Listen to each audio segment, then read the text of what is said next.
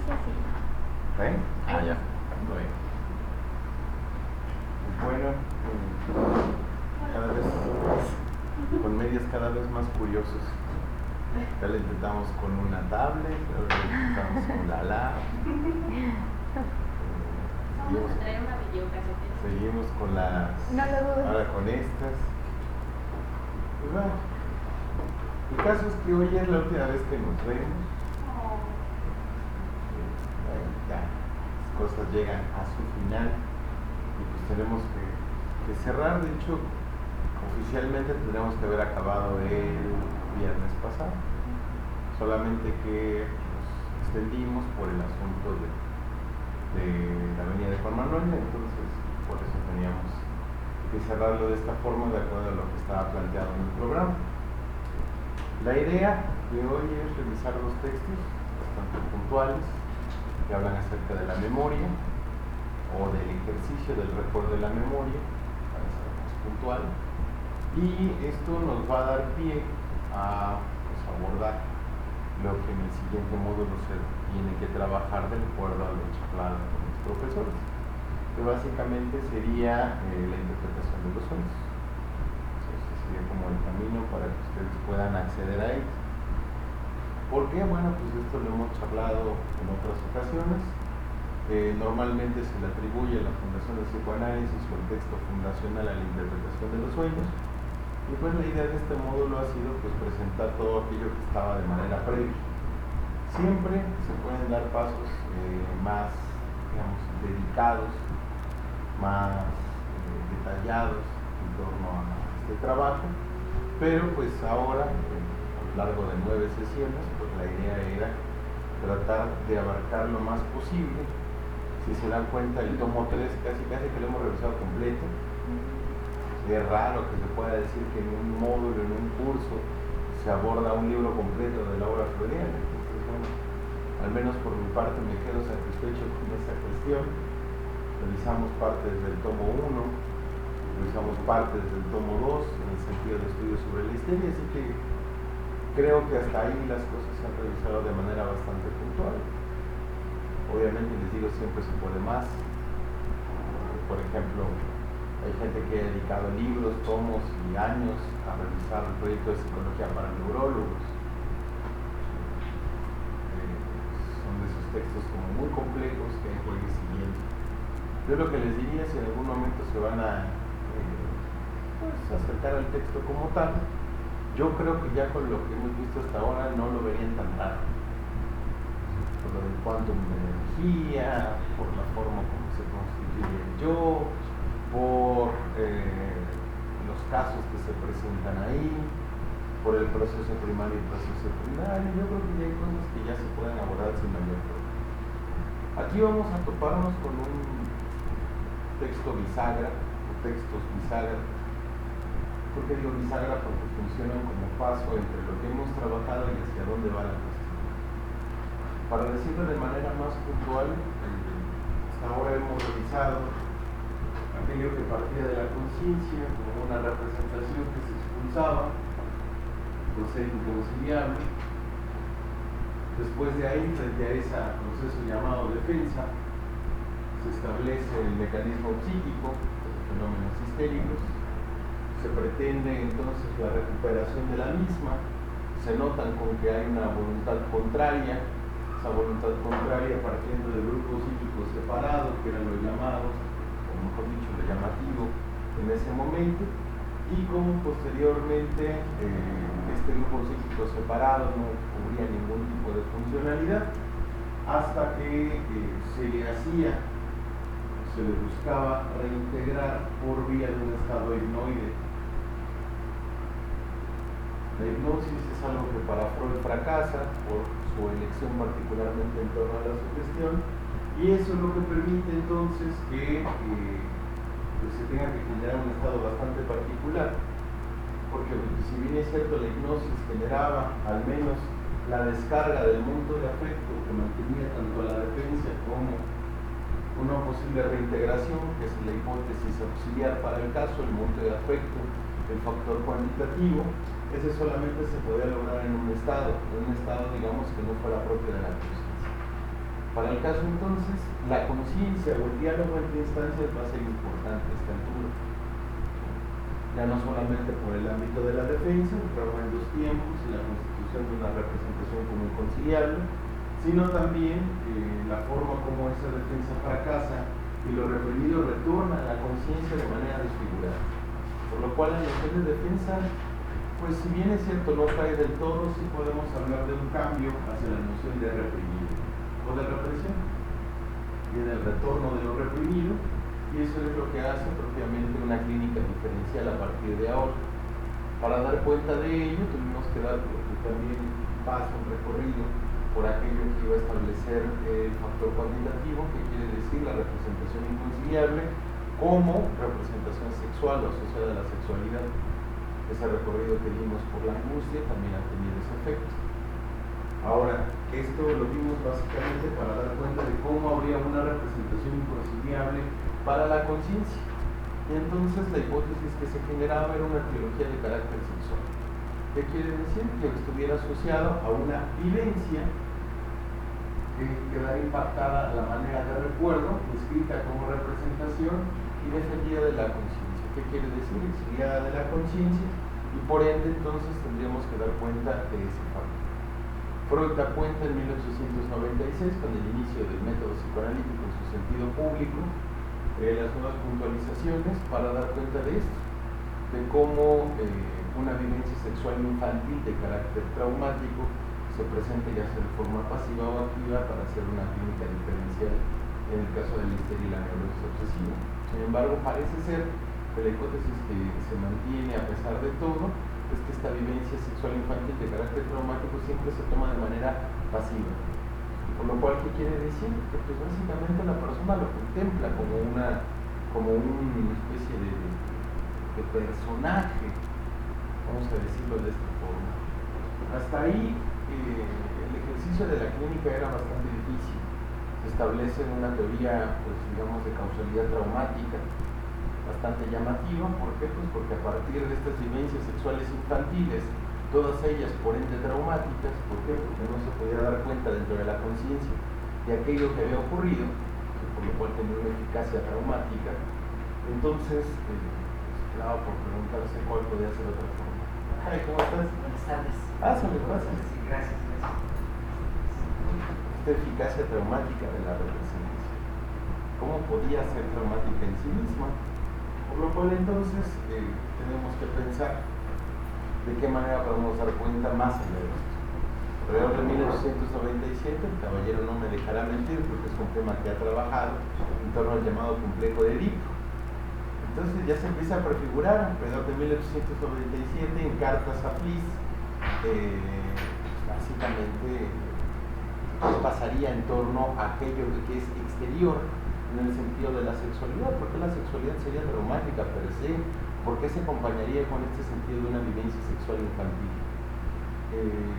Pervive esta noción hasta que aparece este intento alrededor de 1898 y 99, que es donde nosotros vamos a hacer hincapié ahora, para dar cuenta de cómo la vivencia queda registrada como un recuerdo. Y que la vivencia quede registrada como un recuerdo ya lleva su carácter de inscripción.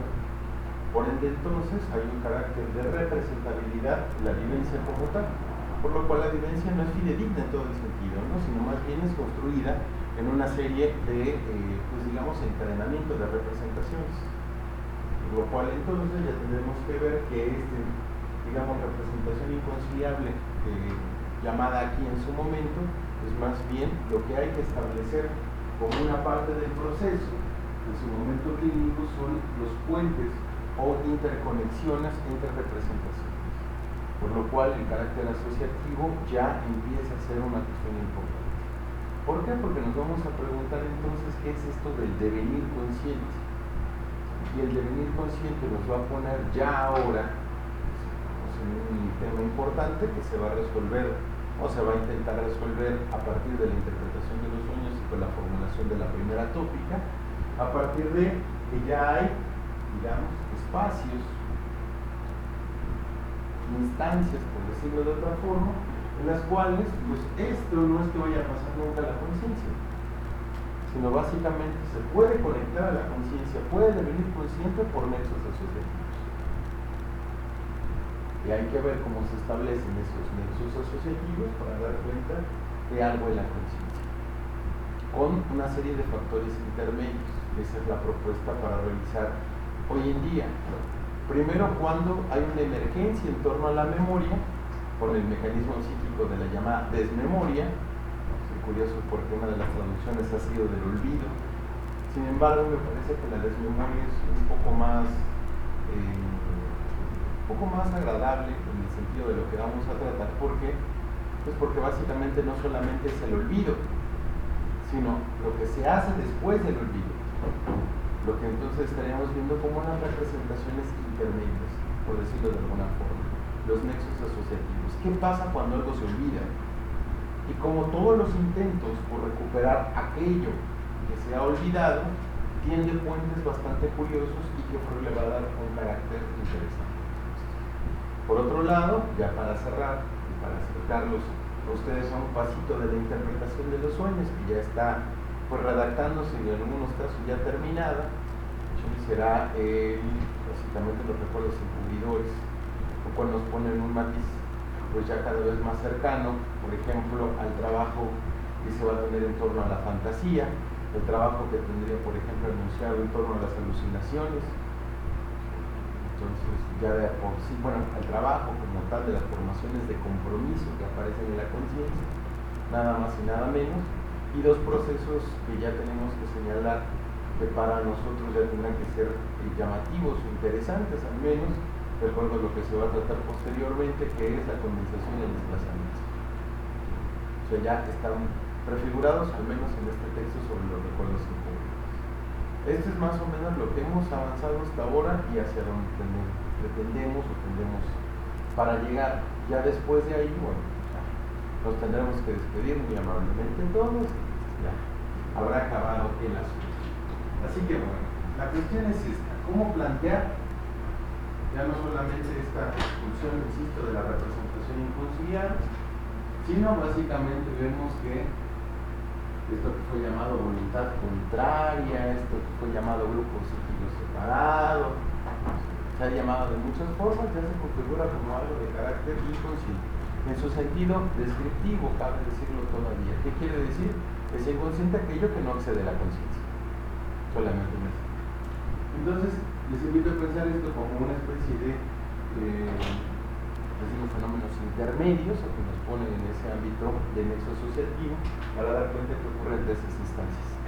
Un poco a nivel de broma, les he dicho, es como la migra. O sea, básicamente aquí cambia el estatuto, cambian las cosas y tienen que tomar otro sentido a la conciencia. A partir de aquí, digamos, esto para acceder a la conciencia va a cambiar. Tiene que cambiar su sentido, ¿no? Es como cuando una persona quiere acceder a los Estados Unidos y ya será en calidad de migrante. De esa forma, entonces algo va a tener que cambiar en el estatuto bastante rápido. ¿Okay? De esa forma, entonces, ya nos acercamos a qué es esto que se llama la desmemoria, que a mí me parece bastante particular en el sentido de llamarla desde ese lugar, ¿cierto? Desmemoria. Aquí hay un comentario que siempre les invito a darle lectura a los comentarios que hace Stretchy en torno a cada texto, pero antes de ello vienen las diferentes traducciones que ha habido, y la que le da Ludovico Rosenthal, que es una traducción muy particular, es donde esas traducciones que a veces nos dan como este carácter bastante particular en la forma como han sido pues, llevadas ciertas palabras al español. Entre ellas ya nos hemos topado con algunas, como el esfuerzo de desalojo, en el sentido de la represión del verdrangum, del drang, de este esfuerzo que hay que hacer, que parece ser que el paciente se tiene que esforzar por algo, ¿no? Y vuelve a aparecer el drang, este esfuerzo bastante curioso. Entonces, como hay ciertas palabras que hay que atender para ver cómo pueden interpretarse de diferentes maneras, particularmente cuando se aborda el idioma alemán. Pero para el caso entonces se ha traducido como el olvido, pero si ustedes más o menos pueden seguir la lectura, le hicieron, podido acompañar esta parte, pues se darán cuenta que no nada más es el olvido porque sí, sino que el olvido también se acompaña de sustitutos. Esa es la parte que quiero revisar con ustedes. ¿Cómo se dan los sustitutos y el sentido o la importancia que tienen estos sustitutos? El carácter sustituto intuitivo como una forma de mediación entre instancias. Esa es la parte que pues, me gustaría tratar con ustedes. Se da este asunto de describir cómo es este fenómeno, qué pasa, lo asocia con los nombres propios, particularmente. Este es uno de los primeros capítulos de psicopatología de la vida cotidiana. Es un ejemplo, pues vamos a decirlo así, puede ser hasta canónico, en el sentido del trabajo que ha habido, pues no solamente por Freud, sino Lacan, le va a dar un tema importante a este olvido, les llamará formaciones del inconsciente, etcétera, de cosas, pero aquí lo que despierta la atención es cómo es la primera aparición de este ejemplo. Y ejemplos que a partir de ahora va a ser, digamos, un trabajo interesante. Freud, en un sentido, como les comentaba en veces anteriores, por lo que van a llamar el autoanálisis de Freud, al menos así llamado por Didier Asse. ¿Qué quiere decir? Freud poniendo eventos de su vida cotidiana y dándoles un carácter analítico. O sea, ¿qué quiere decir? Asignándoles un sentido y prestando a su análisis y a relacionarlo con otros, digamos, temáticas para el caso. Vemos cómo de repente del olvido de un nombre propio se despiertan dos límites, la sexualidad y la muerte. ¿Cómo llegó a eso? ¿Por qué llegó a eso? ¿Cómo es que esto puede ser un límite como tal? Sería una pregunta interesante de hacer, porque aquí se deja un poco obviado. No sé cómo la hayan encontrado ustedes, pero sí queda bastante obviado. ¿Por qué la sexualidad y por qué la muerte? Hay gente que ha hablado sobre esto, es una cuestión importante, pero aquí como tal el texto no nos dice, no nos aclara para dónde. Es un tema interesante, sobre todo por esto que ya veíamos en la clase anterior, revisábamos psicoterapia del histerio, esta última parte de estudios sobre el histerio, sobre todo para ver lo que se conoce como la resistencia radial, la resistencia longitudinal o lineal, y por último lo que voy a llamar el núcleo patógeno, el famoso Kern, el núcleo patógeno para dar cuenta de un fenómeno de límite, digamos hasta ahí, un punto de límite que va a acompañar pues, básicamente todo el desarrollo de la teoría analítica, en el caso de Freud. Y en este asunto también parece ser que hay un límite a lo interpretable para el caso. ¿Cuál sería el límite? Pues aquello que está relacionado con la sexualidad y con la muerte. Parecen ser esa parte de una especie de núcleo patógeno, digo, haciendo una especie de símil, con lo cual hasta ahí se detienen las interpretaciones, hasta ahí llega. Y es bastante curioso, por no decir sintomático, que hasta ahí también se detenga la interpretación de Freud. Para el caso entonces, llama esto la atención, como normalmente los nombres propios generan este efecto, fenómeno también de extrañeza. ¿Y por qué se va? ¿Se acuerdan en el texto anterior? Llamaba como jirones que se arrancan a la conciencia. Lo mismo pasa acá, es como uno siente que se le va olvidando poco a poco, ¿no? Y lo que deja, pues es un fenómeno de franca impotencia, aquí llamado de inhibición psíquica. Inhibición psíquica, lo cual llama bastante la atención. ¿Por qué? Porque la inhibición psíquica, ¿qué nos deja? Básicamente que hay algo que falta, hay algo que no accede a la conciencia. De no poder acceder a la conciencia en su sentido voluntario, pues viene un fenómeno de inhibición psíquica. ¿Sí? ¿Y cómo se presenta? A través de un cierto margen de impotencia. No puedo acceder a ese contenido. Y si no puedo acceder a ese contenido, ¿qué hago? Y viene una sensación rara, es una sensación que ahí describe particularmente Freud y dice, bueno, trato de acordarme frente a esa inhibición, frente a esa sensación de impotencia, trato de hacer algo. ¿Por qué no simplemente se me olvidó y ya, listo? Ese es un tema interesante. ¿Por qué? Puedo decir, ya me acordaré, pero ¿qué pasa? En algún momento viene de ese fenómeno de impotencia y también, ¿por qué no decirlo de frustración? Pues entonces tengo que acordarme. ¿Por qué? ¿Por qué la gente tendrá o querrá acordarse de eso? ¿Por qué no simplemente lo dejan de lado? O porque hay cosas que siempre podemos dejar de lado. Yo creo que soñé algo, no importa. Que me parece que eso es muy importante, al menos para apuntar en este texto, con su sentido de desmemoria. ¿Qué quiere decir? Que algo se está borrando de la memoria y que frente a eso hay una reacción. No nada más es el olvido. Me olvidé y ya está. Es algo que va a ser importante. En este sentido, yo lo he llamado olvido, pero lo podemos ir matizando. ¿Qué pasa con aquello que no se recuerda? ¿O qué pasa con aquello que se pierde de la memoria, aunque sea por un momento? Y eso va a empezar a llamar la atención en este caso, porque a partir de acá, por ejemplo, los sueños se olvidarán. La más tierna infancia, en algunos recuerdos, también se olvidará. No mencionado en este texto, hay que decirlo, se menciona en el texto siguiente sobre los recuerdos encubridores, cuál es la diferencia entre el recuerdo de los niños, el recuerdo de los adultos, pero particularmente sí empieza a despertar la atención este fenómeno. Como tal, así como se olvidan los sueños, así como se olvida la tierna infancia, así hay fenómenos de la vida cotidiana que nos traen esta sensación de impotencia, de cierto margen de frustración frente a lo que se percibe como una inhibición psíquica, que es básicamente no poder dar cuenta de algo que sí se tenía. ¿Y ahora qué hacemos con ello? Nos cuenta la anécdota, básicamente el texto es el relato como tal de la anécdota, no sé si lo pudieron seguir, básicamente fue de viaje hacia Bosnia y Herzegovina, está hablando con su compañero de viaje, trata de hablar de los frescos de Orvieto, se le olvida el nombre del pintor y aparecen fenómenos intermedios. ¿Qué quiere decir? Frente a eso que no se acuerda, saca algunas cosas.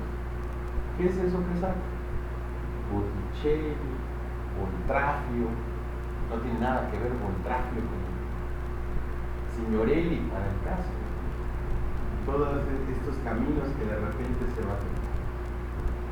Por otro lado, llama la atención, según uno puede recordar incluso, se llama así, con inusual vividez, ver la imagen de la persona, ve hasta Signorelli,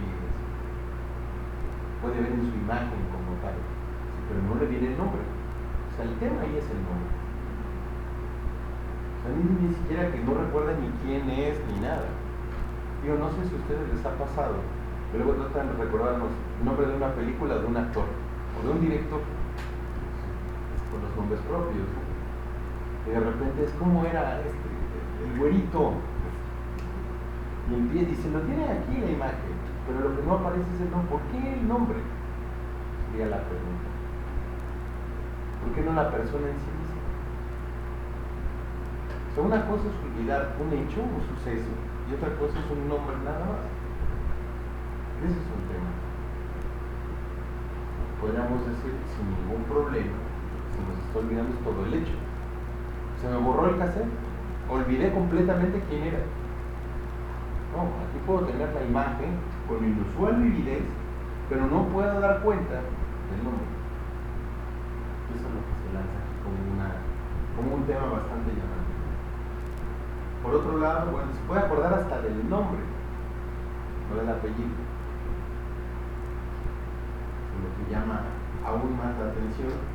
Y después de esto ya aparecen sustitutos a manera de un recuerdo hipernítido. No sé si vieron esa nota. Es la nota número 5, está entre la página 282 y 283. El hipernítido es bastante curioso, porque a lo largo, según nos comenta Stretcher, y lo va a retomar en el texto siguiente, y en textos posteriores hasta, digamos, textos finales como construcciones en análisis, aparecen fragmentos hipernítidos a manera de sustitutos. Eso es bastante llamativo porque incluso tiene que ver hasta con un estudio posterior que hará en torno a las alucinaciones. Como algo que no aparece en la ruta asociativa reaparece en un carácter hipernítido como si eso fuera. O sea, lo sustitutivo aparece, insisto, a la conciencia con un carácter hipernítido. Por eso puede llegar más fácil la imagen que la palabra. Dice, y esto no ocurrirá lo mismo en las alucinaciones. Es una respuesta bastante particular que da Freud en textos obviamente bastante posteriores, como construcciones en análisis. A mí me llamó la atención, yo no lo tenía revisado. ¿Tú sí lo habías escuchado? O O sea, a partir de seguir nada más la palabra del maestro Alejandro Morales con ustedes, que me está acompañando, estará con ustedes a partir del viernes. Estamos aquí entregando la posta, dicho sea de paso. Entonces, este tema, ¿no?, de lo hipernítido, incluso busqué el término Überdurchlich, está bastante curioso porque aparece como muy claro. Aquí lo han traducido por hipernitidez, es algo que incluso podemos decirle obvio, estamos hablando de un carácter de sentido, pero lo relaciona con las alucinaciones, en ese texto de Construcciones en Análisis, y es así como lanza esta noción de que el sustituto aparece, insisto, en su carácter de percepción más claro que aquello que se olvida. Por eso aparece de manera más. De ahí la noción de una especie de recuerdo defensivo, un recuerdo encubierto, que lo que apoyaría cierto margen de nitidez es entonces su carácter de formación de compromiso. Incluso podríamos decir que la idea de Freud es que la alucinación es una formación de compromiso frente a aquello que se ha eliminado de la conciencia. Bastante llamativo.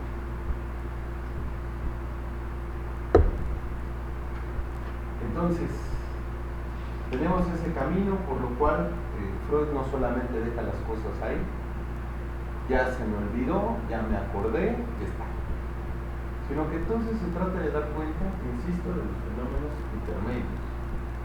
¿Cómo da cuenta de los fenómenos intermedios? Con el esquemita que ustedes pueden ver, que está en la página 286, nada más y nada menos, pero no sé si tengan el texto a la mano, si no lo puedo poner aquí. Básicamente cómo pues trata de llegar a Signorelli, hay todo una descomposición entre lo que tenía que ver con Bosnia, con Voltrafio, como Voltrafio, que era el nombre que se le ocurría, también tiene que ver con Trafoy, no sé cómo se pronuncia tal cual, en donde había recibido un anuncio bastante complicado en torno al suicidio de un paciente, como Her, en el sentido de Senior Her, se relaciona con la forma como se habla al médico, la forma como tenían los hábitos sexuales los turcos que vivían en Herzegovina. Estamos relacionados por muchos lados.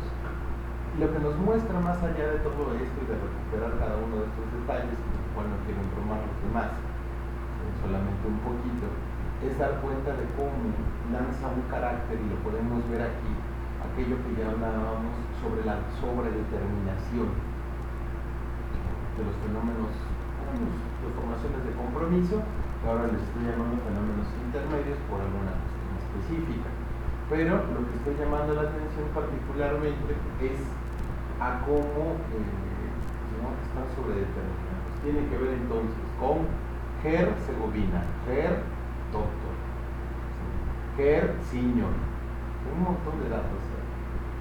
Botticelli, Eli por el señor Eli, que ahí por ejemplo se pierde, llega una mínima parte, llega a la conciencia. Esto no le permite acordarse. Botticelli, Signorelli sí tiene cuestiones parecidas, pero pues solamente llega una parte a la conciencia. Puede acceder, y cuando accede no hay margen de conciencia del caso. Aparece ahí nada más. Aparece la repetición de Botticelli y Voltrafio. ¿Qué quiere referirse? Bosnia, por un lado, y Trafoy, que refiere a este paciente. Entonces, una serie de elementos bastante llamativos que muestran su carácter de sobredeterminado.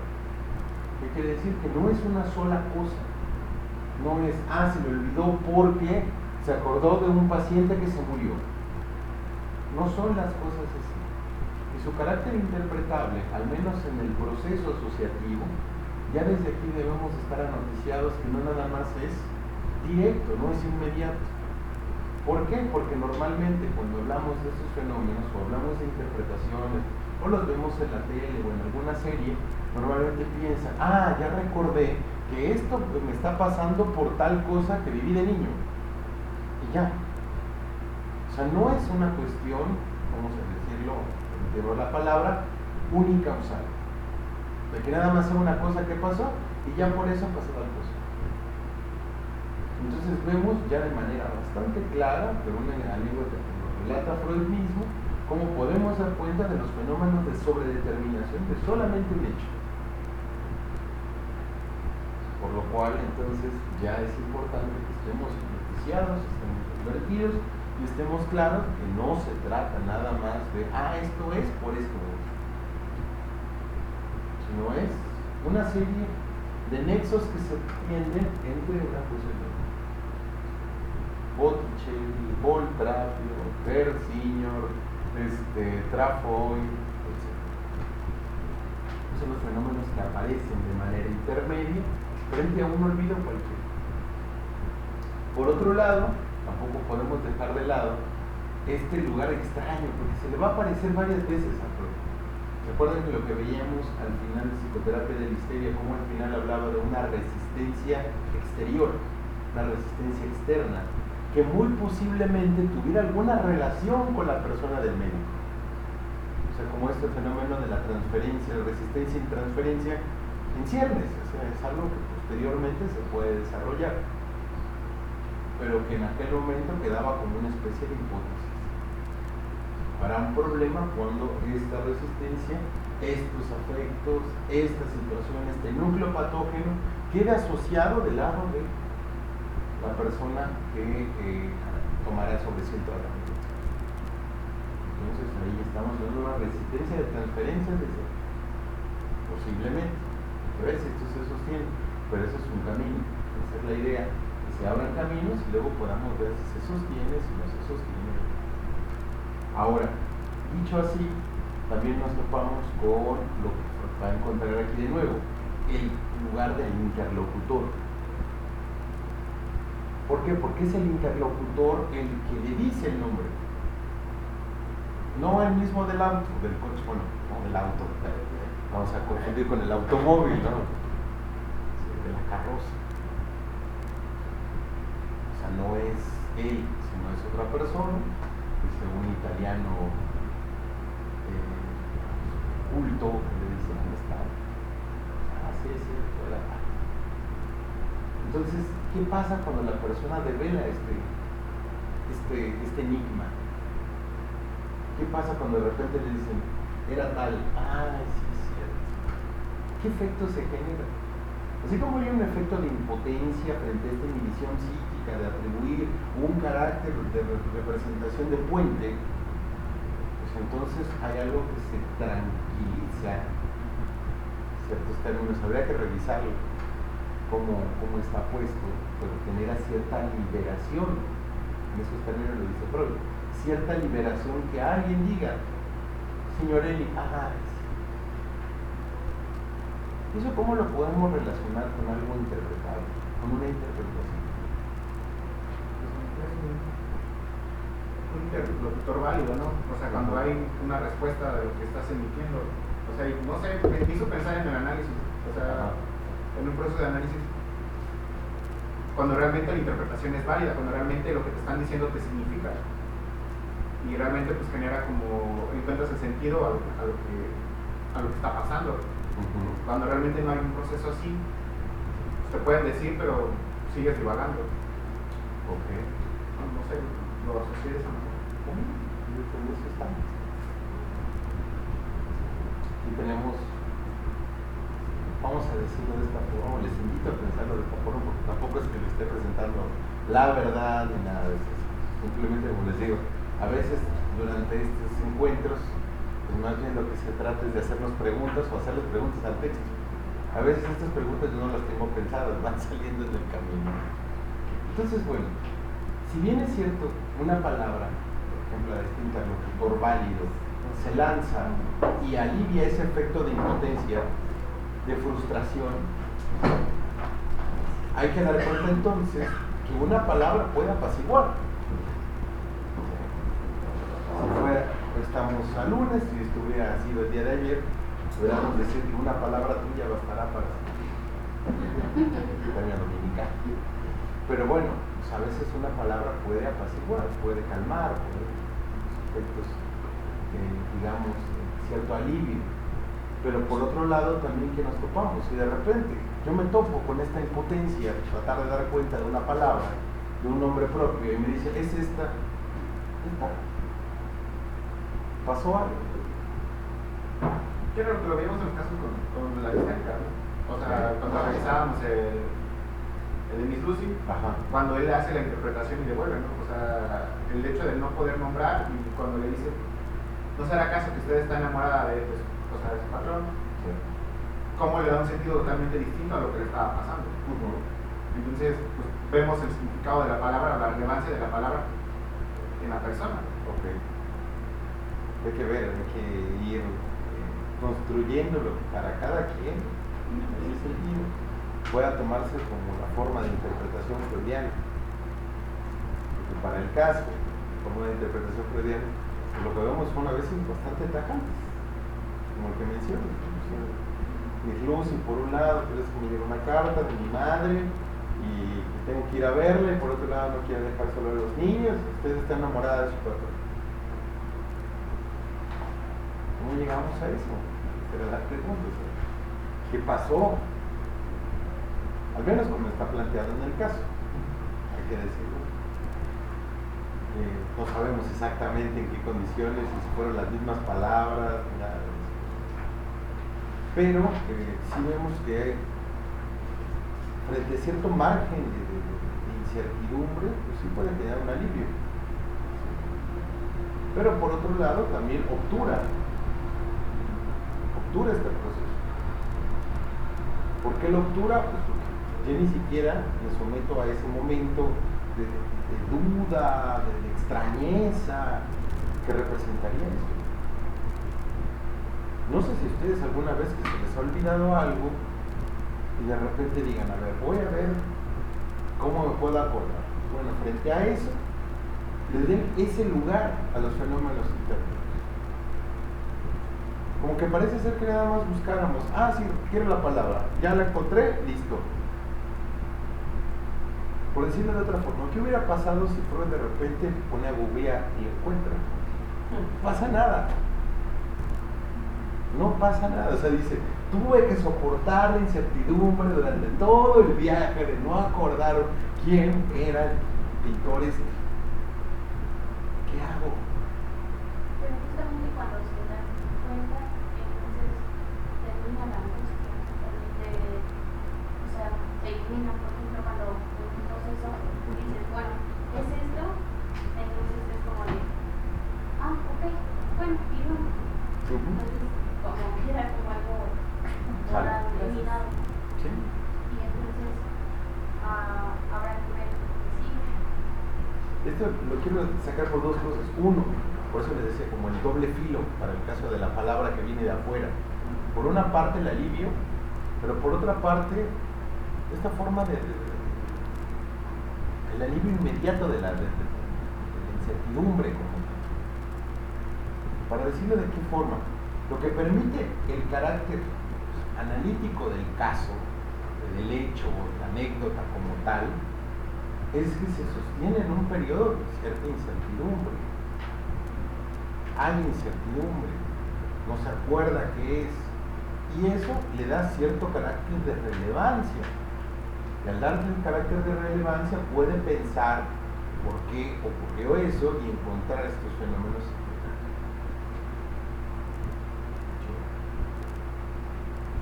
Si uno va, para decirlo de otra forma, si uno va esperando una respuesta, consultar a alguien, y hay un momento en que de repente, ¿qué me pasa? Usted tiene esto. Ok, ya, gracias, ¿no?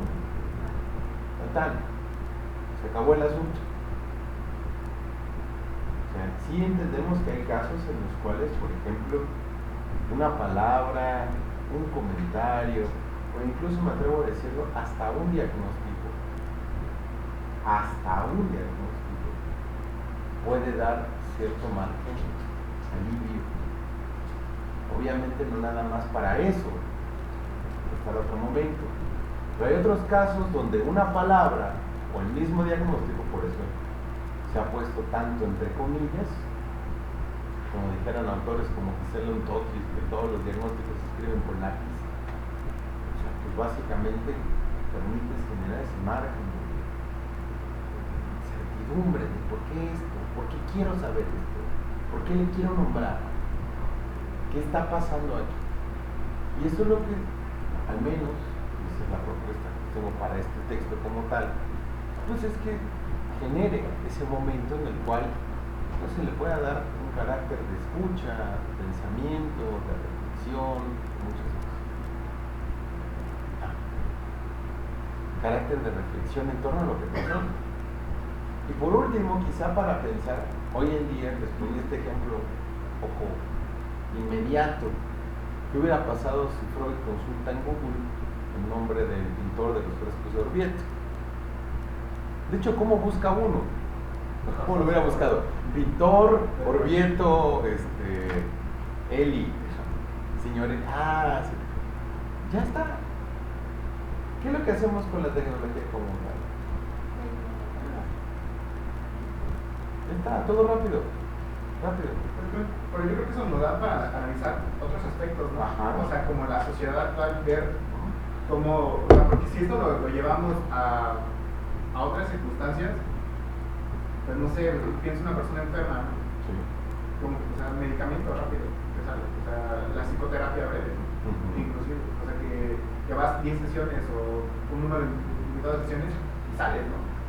O sea, que ya no es como querer sufrir o tener ese sentimiento de angustia, o sea, de sentir esto de no poder saber qué está pasando, o sea, no poder resolverlo. O sea, necesitas una información rápido y rápido encuentras lo que quieres. O sea, ya no hay ese sentimiento, ya no se... La persona deja de sentirlo, o sea, como de sentirse como angustiado, como que rápido, ante ese sentimiento de solución o de sentirse que no puede obtener lo que quiere, pues rápido responde.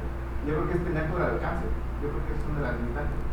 Que ahí, pues, obviamente, cuestionaría los efectos que esto genera en la persona. O si genera más angustia, por ejemplo, cuando me ha sonado mucho esta clase de que buscan, ay, es que me dijeron que tengo esquizofrenia y empiezan a googlear esquizofrenia, delirio, ¿no? Ya por todo quieren delirar. Entonces empiezan a crearse más angustia ellos mismos por síntomas que no han tenido, pero que empiezan a surgir de una información que no encuentran en Wikipedia. En el DSM Plus, que es el Google, sí, porque ahí uno puede consultar cualquier cosa y aparecen detalles que a veces uno no hubiera pensado, ¿no? Ese tiempo para una charla sobre autolesiones, sobre Google, puse a buscar en varias páginas que decía como cuestiones previas, ¿no? Antes de la autolesión puede pasar esto. Es un fenómeno, podría decir, bastante cotidiano. Insatisfacción vital. No sé, yo todos los días no es que amanezca muy contento y feliz por mi vida, ¿no? O sea, pero pues hay gente que se empieza a identificar y eso pasa incluso con el mismo DSM.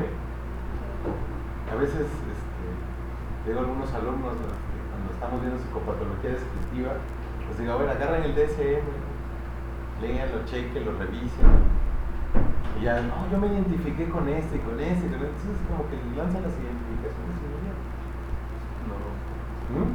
El horóscopo de todos los días. Tal cual. Son las formas de condición, que eso lo vamos a ver también ahora que revisemos los encubridores, con lo que podríamos llamar básicamente una condición de la fantasía. Hay un fenómeno de anticipación al respecto bastante particular. O sea, frente a esa incertidumbre hay anticipación. ¿Por qué? Pues porque si yo no sé lo que va a pasar, para el caso, o si me encuentro en un estado de incertidumbre, lo primero que viene es una fantasía que está condicionada con cuestiones del pasado. Vamos a ver eso en el otro texto. Ahora solamente les estoy, digamos, invitando a pensar sobre ese momento intermedio en el que no se me ocurre nada, me siento impotente y no sé qué hacer.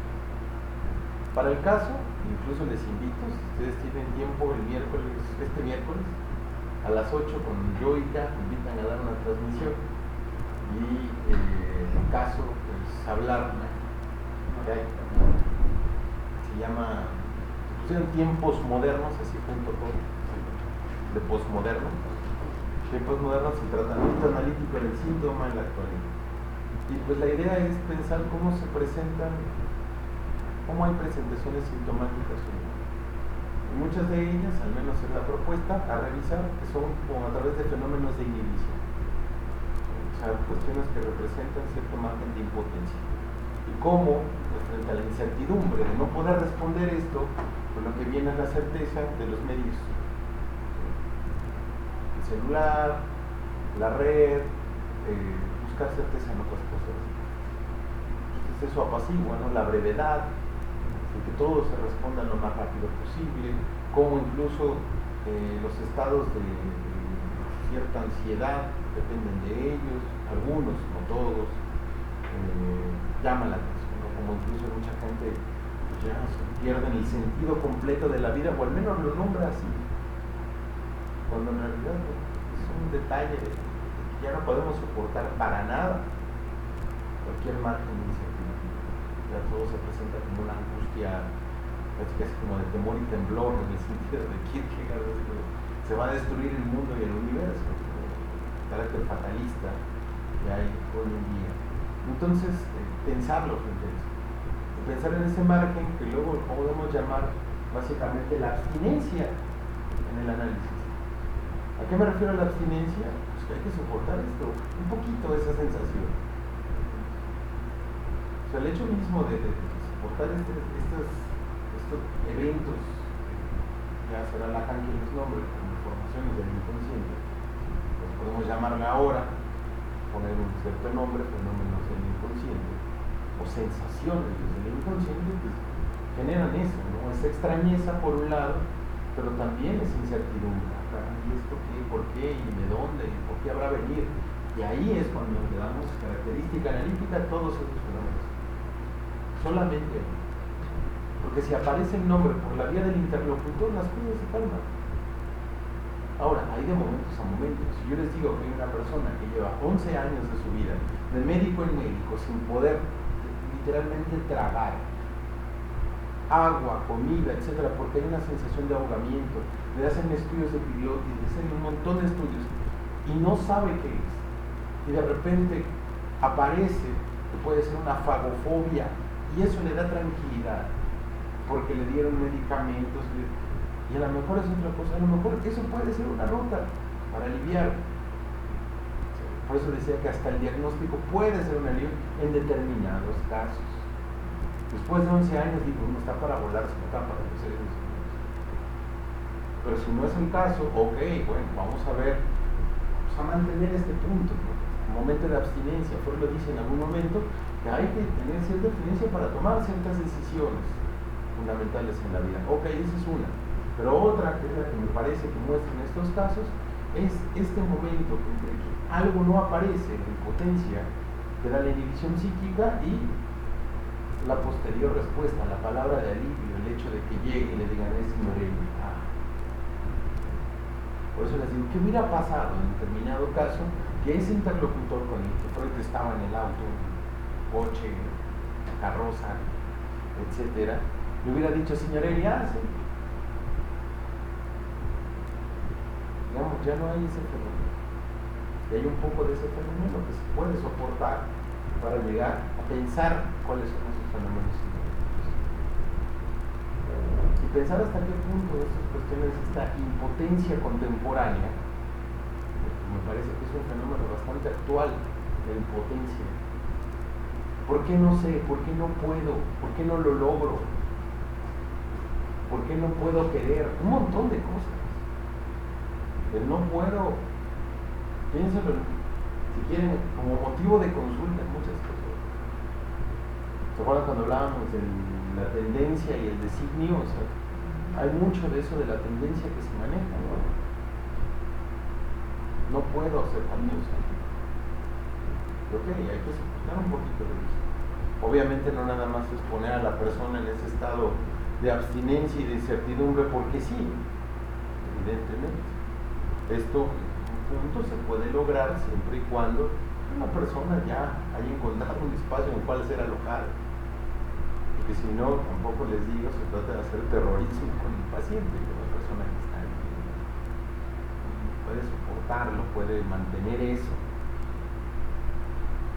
hay que ver cómo. ¿Algo más que ustedes quieran comunicar en torno a esto?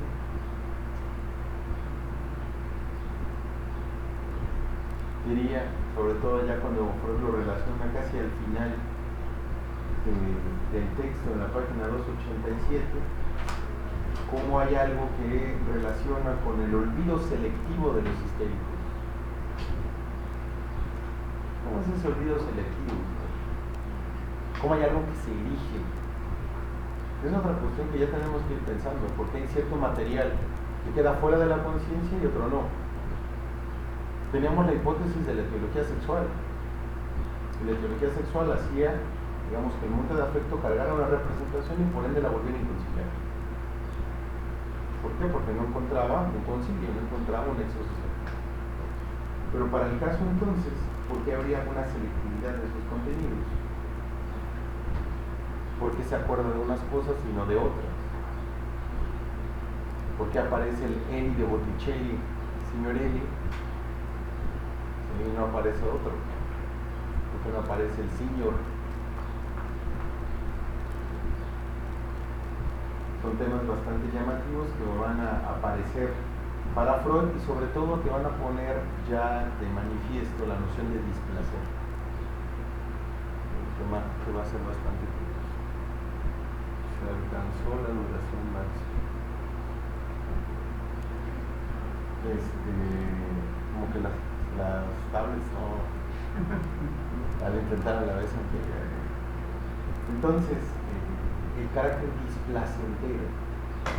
displacentero en el devenir consciente. Y eso de placer es lo que el sujeto elige, no. Ahí estaría más o menos matizada hasta ahí la noción de principio de placer en torno al llamado punto de afecto. ¿Por qué? Porque lo que haría es que en el devenir consciente estaría sobre ese punto de afecto que es insoportable. Por ende entonces sería displacentero. Esa sería la cuestión. Entonces ya vemos que el devenir consciente está matizado por el principio de placer. Esa es una primera hipótesis, ¿sí? O sea, les digo, ya, la idea de aquí no nada más es pasarlo porque sí, revisarlo y demás, sino también ver cuáles son posibles temas que podamos sacar de aquí en más. Son planteamientos que se van haciendo a lo largo del texto o de la conjunción entre textos y que a veces se sostienen.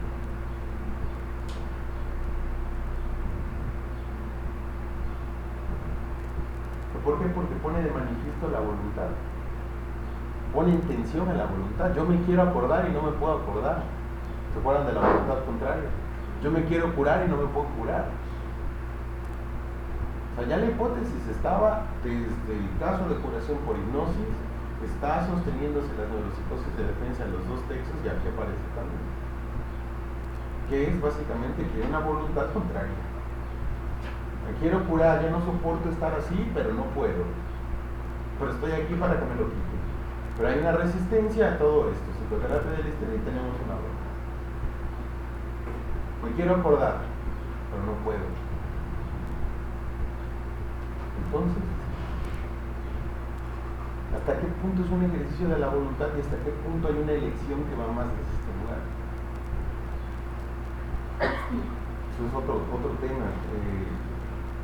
Este fin de semana viene un analista argentino, Gabriel Lombardi, de hecho ya anda por acá, en México, vino a dar un seminario a Zacatecas. El próximo fin de semana es en la Ciudad de México, sobre su tema de investigación con el que anda trabajando, son las elecciones del ser hablante, que lo comentaba. Anda pensando en la elección de ser, la elección sexuada, etc. Pero bueno, lo trabaja desde ahí. ¿Hasta qué punto se trata de una elección? Y hay elecciones más allá de la voluntad.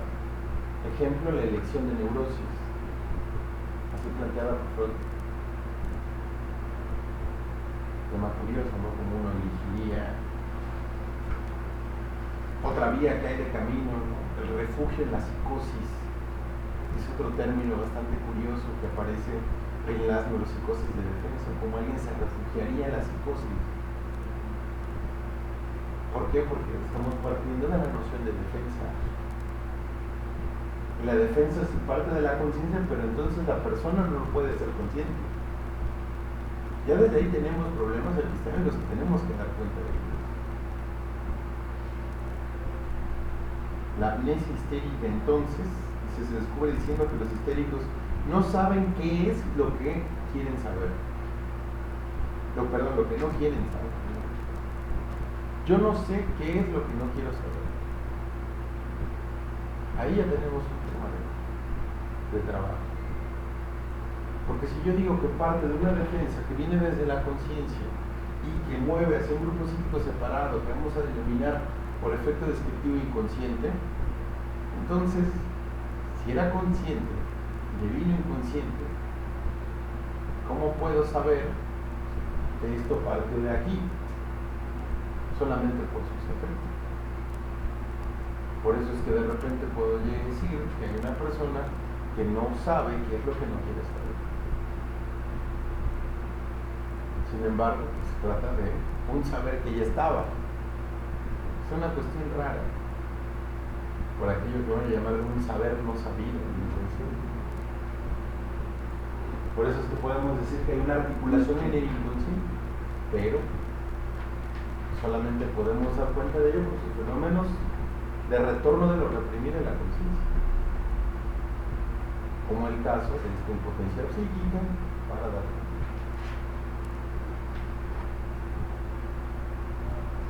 Así con los recuerdos positivos.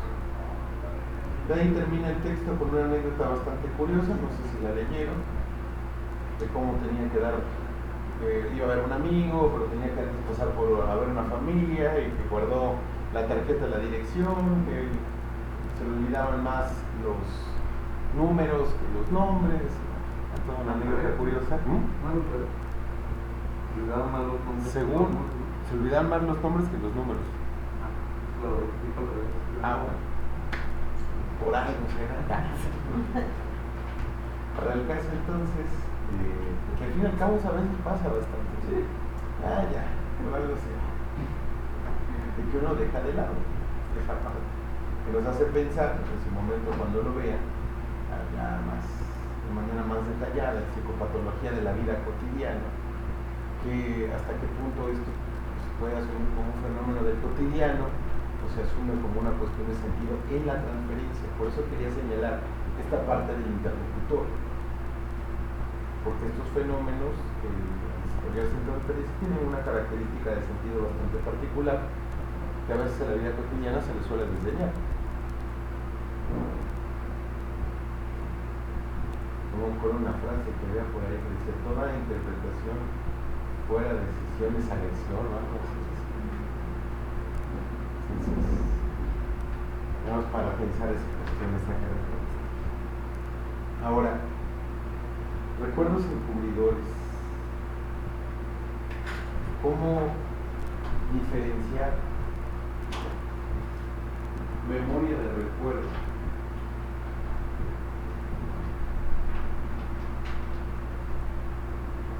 ¿Qué es como tal un recuerdo? ¿Qué es como tal la memoria? La memoria sería para ustedes. Aquí hay otra silla.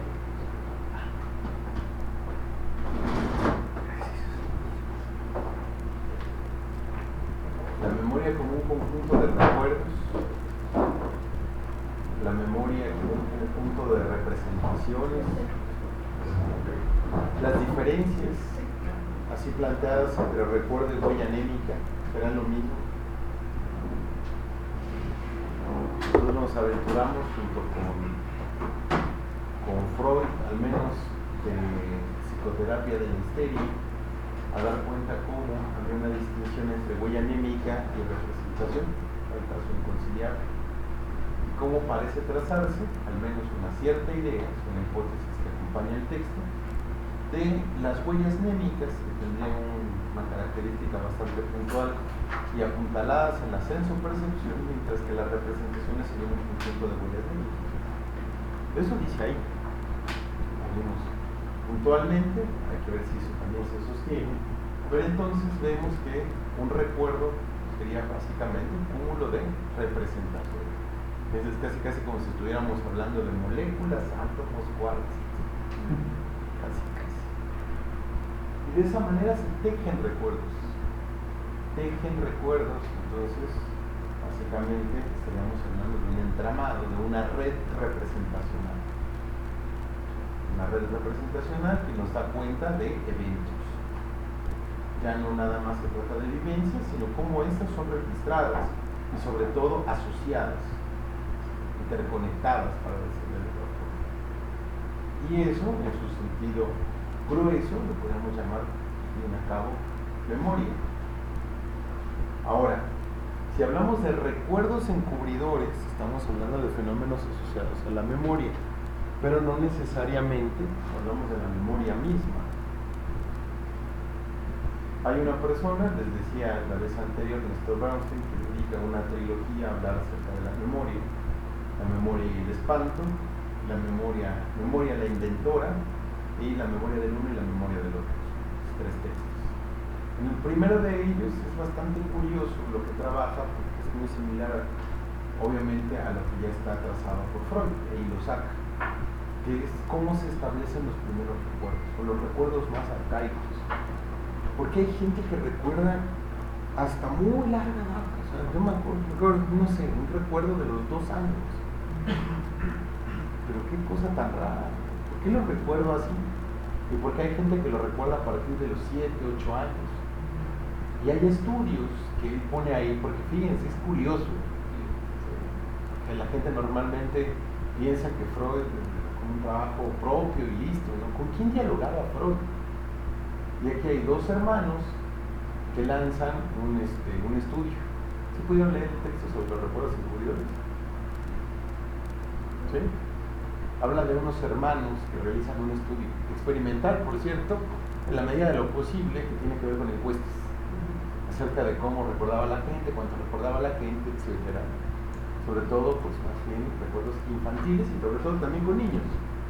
¿Cómo tanto recuerdo un niño? Entonces, bastante curioso ver cómo Freud apuesta por estos estudios y a la vez qué hace con estos trabajos.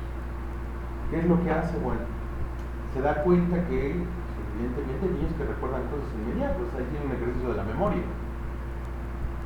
pero ¿por qué no recuerdan, digamos, otros eventos?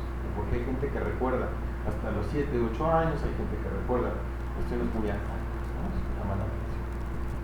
Entonces de ahí va a intuir algo que para nosotros va a ser bastante interesante, que es el carácter infantil,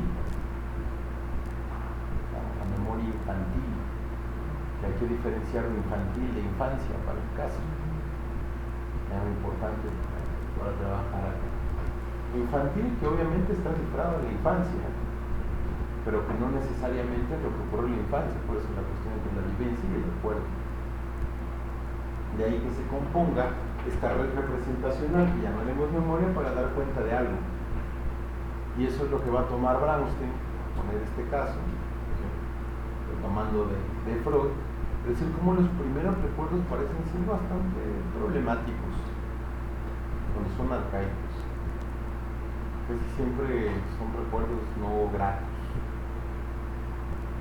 Y Brownstein hace un recorrido por los primeros recuerdos de los literatos, de algunos literatos. Cortázar, Michel Viris, etc.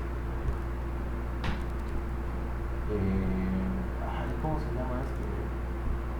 Que dedicó 28 años para escribir sobre en francés. Mira, hablando de los nombres propios que se olvidan. Podemos hacer esto práctico. En fin, voy a mantener mi estado de abstinencia hasta que me acuerde del nombre. Me viene por nombre Marcel, pero no tiene nada.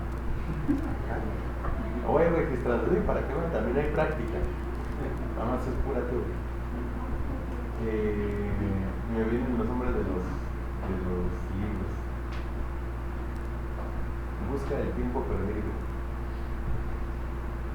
Que no me digan, ya me he de acordar. Estamos en eso. Les digo, también hay parte práctica. Entonces, autores que tienen que dar cuenta de esos ejercicios de memoria, que sobre todo los primeros recuerdos generan una base pues, muy fuerte, incluso lo vamos a sostener así, de primeras identificaciones.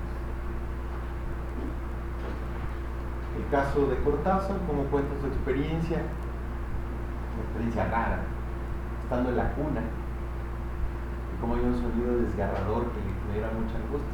Cortázar, o sea, como si de verdad lo recordara, contando el canto de un gallo que le daría mucho terror.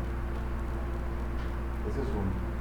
Otro, Michel Leiris, que estaba jugando unos soldaditos, pierde uno, piensa que ya lo perdió, lo encuentra y lo que sería una traducción dice lismente,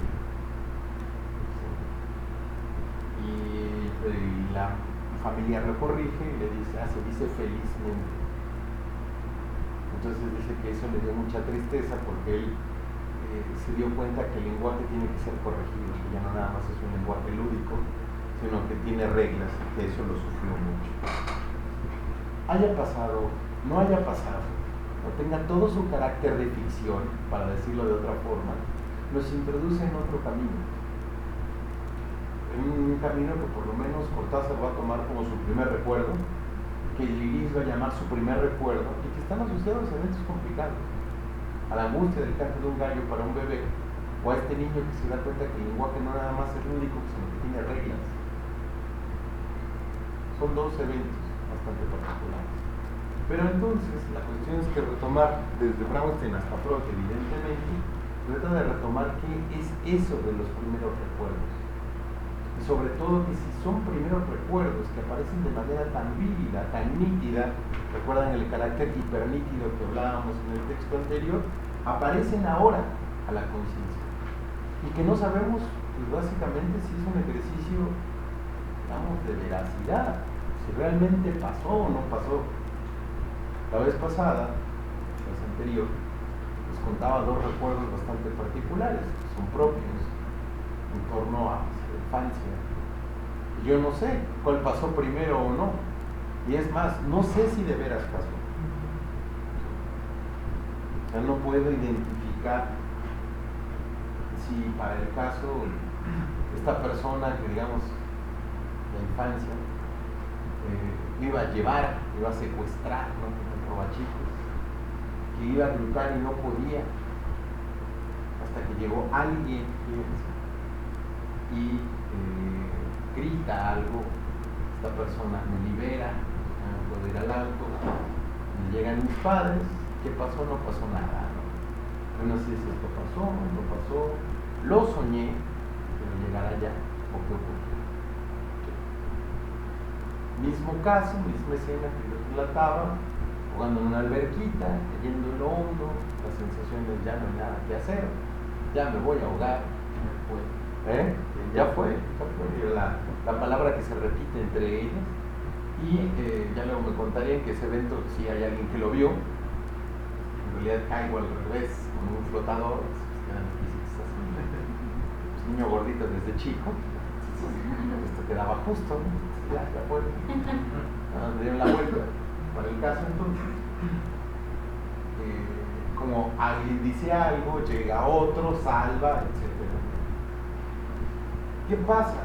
Hay algo de conexión entre las escenas.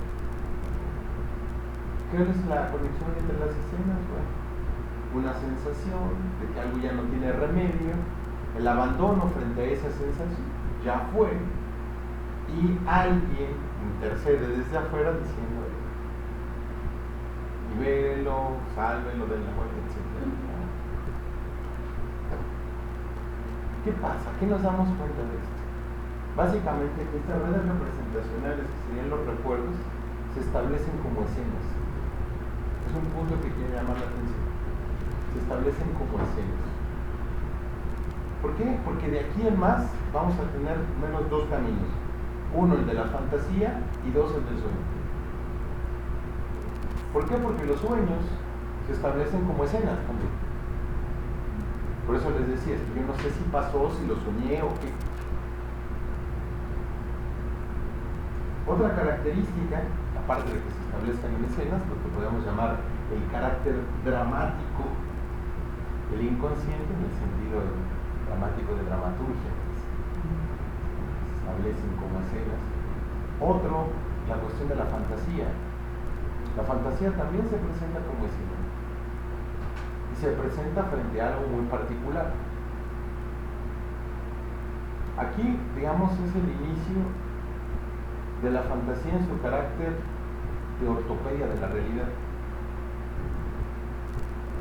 Carácter de ortopedia de la realidad, porque ya lo trabajará años después, 7, 8 años después, en el creador literario del fantaseo, en la fantasía histérica y su relación con la bisexualidad.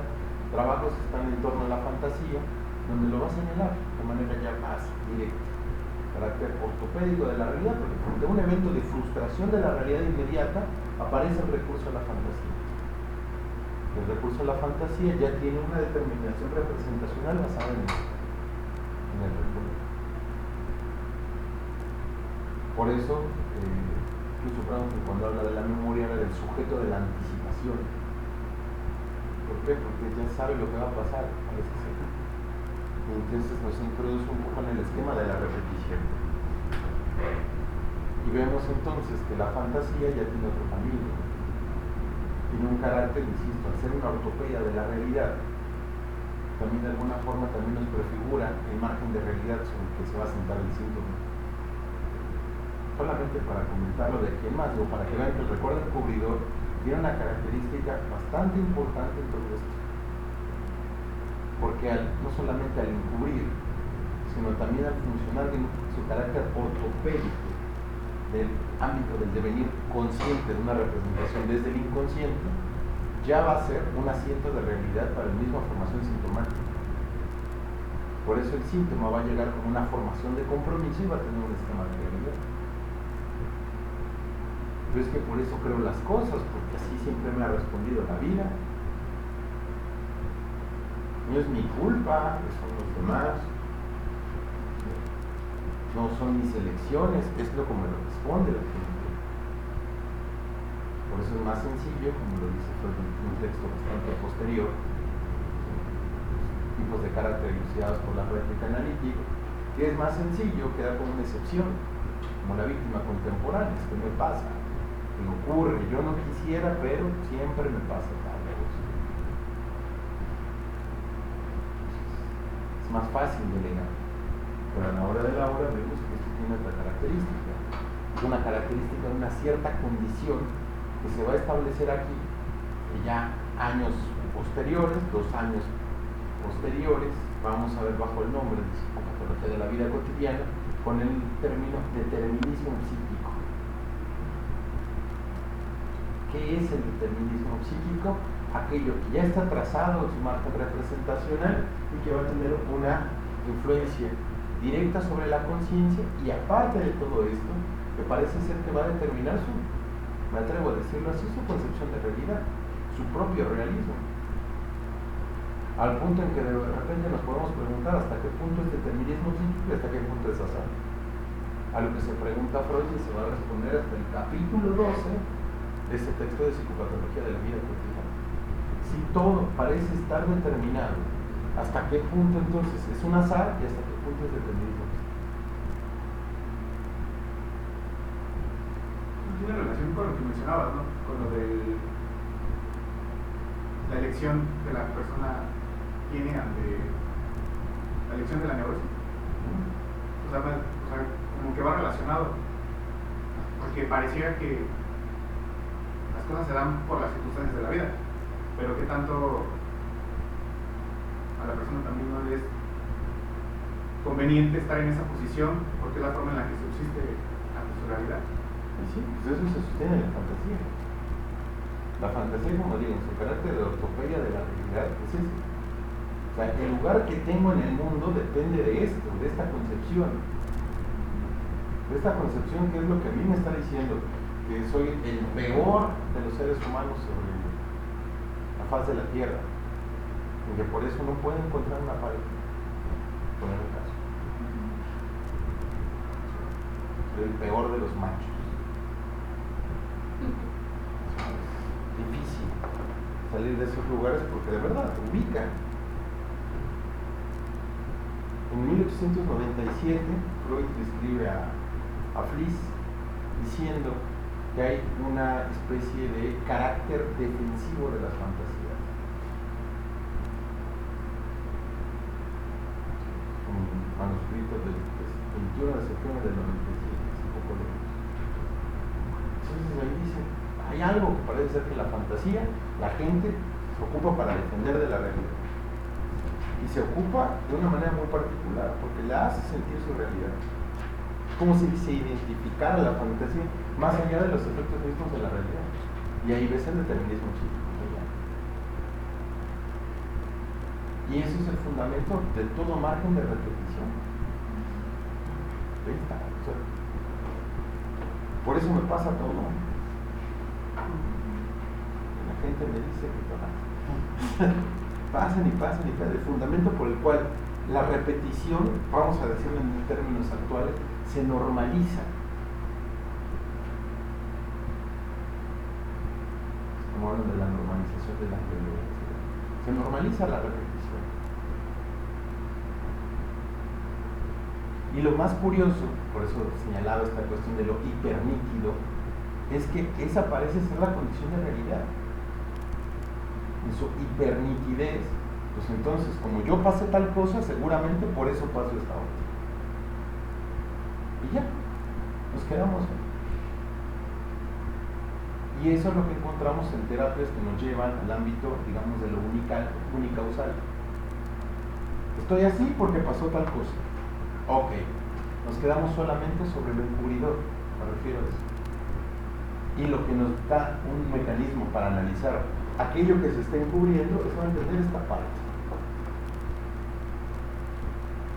Esto me hace pensar, no sé, algún momento ver como esas historias que se repiten, ¿no? Historias familiares que se repiten. O sea, que si hay ciertas circunstancias de vida que pasan en la familia, hay tendencias a que se vuelvan a repetir. Hasta qué punto la persona también no busca o elige eso, ¿no? Por esta parte ya de predisposición que hay en el ambiente. Ahí tenemos que empezar a distinguir este asunto, pero solamente empezar a tratar de distinguir hasta qué punto estamos hablando de persona como persona aquí enfrente, porque si no estaríamos diciendo que la persona es la que elige pasar por un malestar, y esa es la parte complicada. Por eso a veces conceptos como sujeto permiten ir más allá de estos temas. ¿Y por qué? Porque si nos quedamos con la persona, pareciera ser que la persona es la que elige estar mal, pero por otro lado va a consultar porque está mal. Entonces nos topamos con una cuestión bastante paradojal. Entonces hay que ver que todo lo que estamos hablando sobre determinación, determinismo psíquico, etcétera, no responde nada más a una persona, incluso en sus adentros, nos responde en algo más allá. En el mejor de los sentidos podemos decir un carácter relacional entre instancias, donde la persona solamente se reconoce aquí. Por eso la noción del iceberg que tanto se utiliza funciona de manera bastante clara y repetida.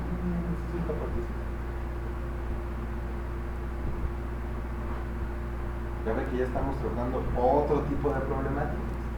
Ya no nada más andamos en la clínica de la histeria, y en la anestesia, y en la base, y en la fase, y esas cosas, ¿no? Sino que ya estamos en otra cuestión. O sea, todos esos pasos estaban diseñados para llegar a un punto como este. Punto donde entonces, ya podemos pensar en el carácter, en una formación de compromiso. Una formación de compromiso que, insisto, se teje en un nexo entre esto que va a devenir consciente y que debe de tomar un montón de nexos asociativos para poder llegar acá. Por eso es que en algún momento tendrá que venir esta cuestión. Fíjense nada más un ejemplo. Para hablar acerca de la formación de los sueños como tal, los restos diurnos y el contenido en sí de los sueños está formado acá mediante una moción inconsciente, es una moción de un deseo inconsciente, pero como tal el contenido del armado se presenta en el inconsciente. Entonces ya desde ahí ya tenemos cosas para eso. esta instancia intermedia.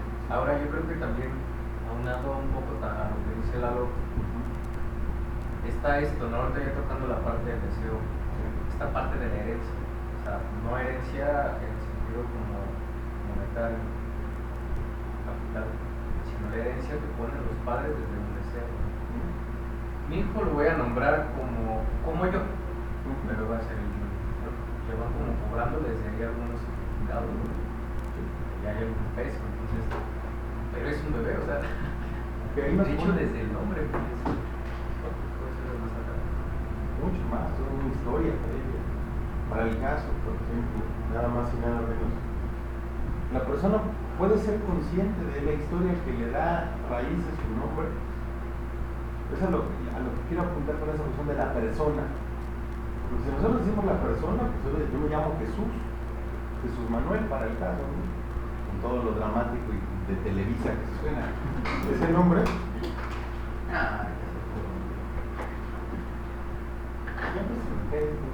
¿Será que nunca lo quiero usar? yo creo. Pero siempre. Bueno, utilicémoslo así. Entonces, en serio, siempre me ha llamado la atención esto de ponerme aquí. Para el caso, entonces, Jesús Manuel, con todo lo dramático de Televisa que suena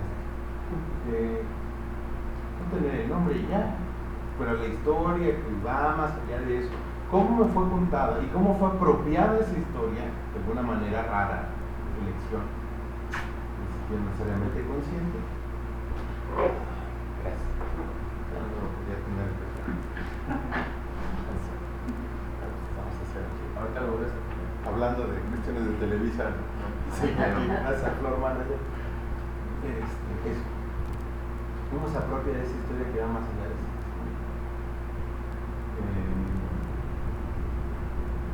Digo ese nombre. Pero, por ejemplo, lo que me cuentan, ¿no? Jesús, porque le dijeron a mi mamá que yo no iba a nacer. Entonces, si me das vida, lo voy a llamar Jesús, ¿no? Lo que no se pudo pensar es que se llamaba María. Podríamos entrar en una cuestión rara. Pero más bien son las soluciones de un. Y el Manuel se gesta como muchas cosas que estaban en esa época donde yo nací, que era el registro civil.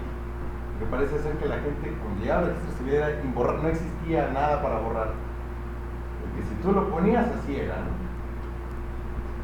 Entonces, hubieran puesto a Jesús con Z y así tendría que haber sido. Para el caso, ya iba a ser nada más Jesús, lanza a mi padre, hace cualquier cosa, Manuel, para conservar la línea familiar. Mi papá es Víctor Manuel, mi abuelo Luis Manuel, todos Manuel. Pero bueno, esto es lo que a mí me cuentan y eso es lo que yo puedo relatar. Son historias. Y obviamente se hablan también de posiciones en un sentido inconsciente, más allá de lo que yo estoy diciendo. Para el caso no responde a la conciencia de la persona. O sea, ahorita nos ponen un esquema bastante curioso pensar, por ejemplo, en esquemas de autodeterminación en su sentido contemporáneo. ¿Hasta qué punto yo me puedo autodeterminar? ¿O hasta qué punto estoy determinado por algo? Su sentido de elección inconsciente. Y ese es todo un tema que ahorita va a ser bien difícil de pensar en torno, por ejemplo, a la elección sexual.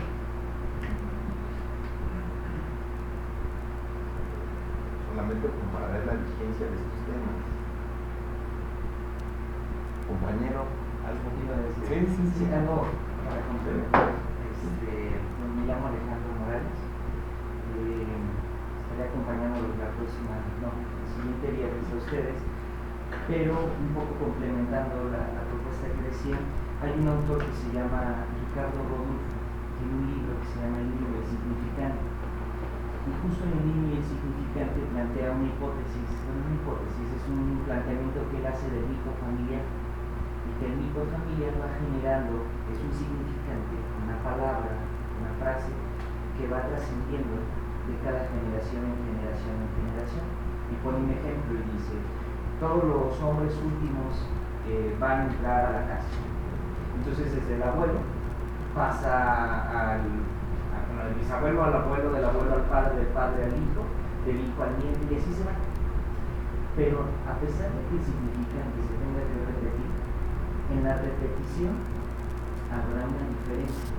La forma en que cada uno entrará a la casa, posiblemente era gobernador, pero este último, nieto, bisnieto, no mató. A lo mejor fue por las drogas, o a lo mejor fue porque lo metieron justificadamente en el tema de la justicia, en el tema de la cárcel. Y entonces el mito familiar pues lleva a tener como romper, que todo tenga que ver con lo singular. Sí, claro, soy el único que está aquí presente, soy yo el único que tengo una historia, sino Rodolfo lo llamaría como una prehistoria, lo podríamos llamar una historia que precede y que va dejando ciertas marcas, huellas, registros en uno. Entonces eso, de alguna manera, nos va conduciendo, no de la misma manera, pero sí como una forma de darnos un lugar dentro de la familia, ¿no?